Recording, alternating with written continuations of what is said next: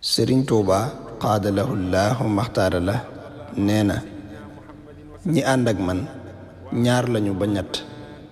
am na ñoo xam ne pàggutéef moo ma booleeg ñoom, am na ñoo xam ne cosaan moo ma booleeg ñoom.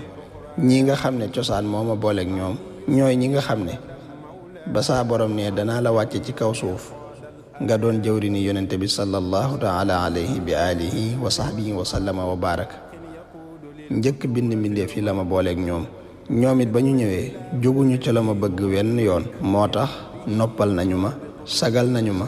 ni ñu ma noppale moo di yawmal xiyaamati duma leen fóot ndax taqquñu.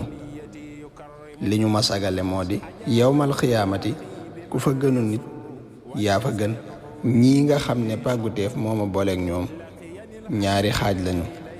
ñi nga xam ne dañoo ñëw ci man di wut lu baax te seeni bët teggeeku ca wenn yoon ba ñu am ko, ñooñi noppal nañu ma. waaye xaaj bu njëkk ba ñoo ma leen gënal.